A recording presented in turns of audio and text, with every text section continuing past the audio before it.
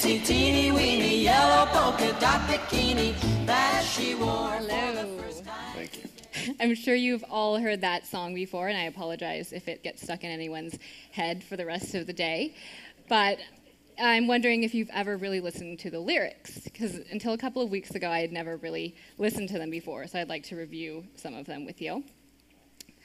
The first verse goes, "She was afraid to come out of the locker. She was as nervous as she could be. She was afraid to come out of the locker. She was afraid that somebody would see." The song continues with her being afraid to come out in the open, so she hides in her blanket. And then she's afraid to come out of the water, so she starts to turn blue. Why was this woman so afraid? The song was released in 1960, 14 years after the bikini was invented in France.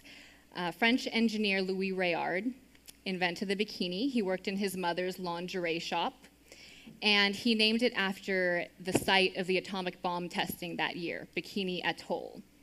He thought that the public's reaction would be like an atomic bomb explosion, and he was right. His design was based on exposing the belly button for the first time, and he said it wasn't a true bikini unless it could be pulled through a wedding ring. It was so scandalous that no French model would wear it, so he had to hire a stripper to debut his bikini.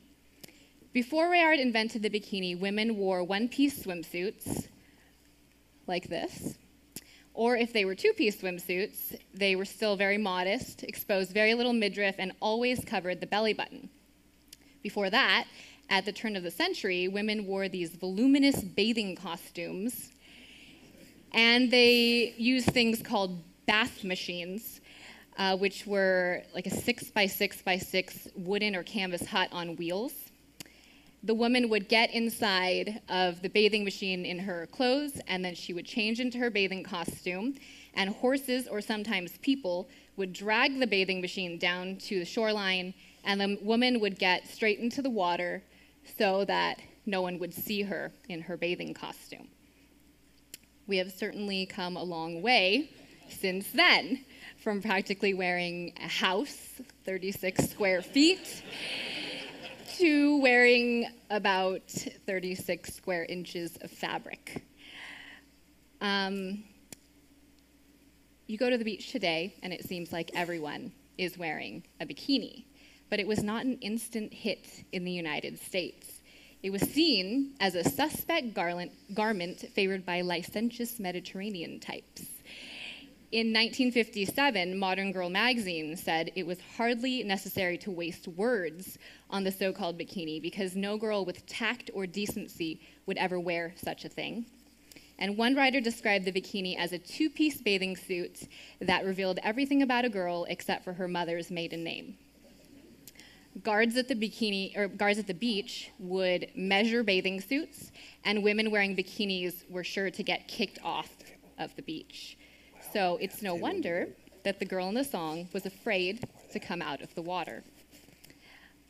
With the 1960s, however, came the sexual revolution and the women's movement and the rising popularity of the bikini. Soon, no one was afraid to wear one, and in 1965, a woman told Time magazine that it was almost square not to. Last year alone, annual spending on the bikini totaled $8 billion.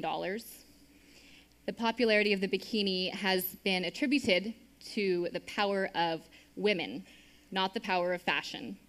And a New York Times reporter called the bikini the millennial equivalent of the power suit. So I'd like to take a couple minutes to examine this so-called power that wearing the bikini brings. A few years ago, male college students at Princeton University participated in studies of how the male brain reacts to seeing people in different amounts of clothing. Brain scans revealed that when men are shown pictures of scantily clad women, the region of the brain associated with tools such as screwdrivers and hammers lit up. Some men showed zero brain activity in the medial prefrontal cortex, which is the part of the brain that lights up when one ponders another person's thoughts, feelings, and intentions. Researchers found this shocking because they almost never see this part of the brain shut down in this way. And a Princeton professor said, it's as if they're reacting to these women as if they are not fully human. It's consistent with the idea that they are responding to these photographs as if they were responding to objects, not people. In a separate Princeton study, when men viewed images of women in bikinis, they often associated with first-person action verbs, such as I push, I grab, I handle. But when they saw images of women dressed modestly, they associated them with third-person action verbs, such as she pushes, she grabs. Analysts at the National Geographic concluded that bikinis really do inspire men to see women as objects, as something to be used, rather than someone to connect with. So, it seems that wearing a bikini does give a woman power, the power to shut down a man's ability to see her as a person, but rather as an object. This is surely not the kind of power that women were searching for, the power to be treated as an equal, to be seen as in control, and to be taken seriously. It seems that the kind of power they're searching for is more attainable when they dress modestly. But now comes the problem of modesty. The very word modesty is often met with such disdain, especially among the younger high school crowd. I remember speaking to a group of teenagers in New York, and when I mentioned modesty, this girl yelled from the back, "What am I supposed to dress like then? A grandma?" And I was scared. But I have to admit, I thought the same thing when I first learned about modesty. I thought it meant I had to be frumpy and dumpy and out of fashion, and I imagined myself wearing dresses like this, sitting alone in my living room, never going on another date ever again, and never getting married. And I was particularly frustrated when shopping for a swimsuit when I decided not to wear bikinis anymore, because all I could find were things that my grandmother would actually wear.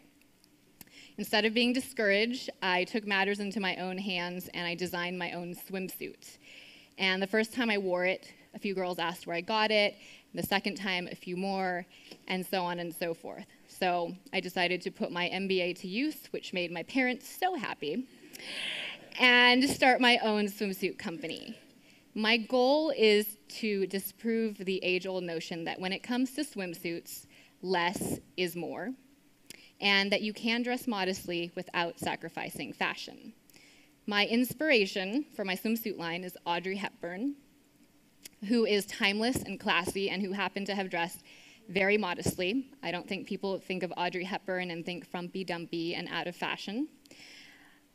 These are some of my designs.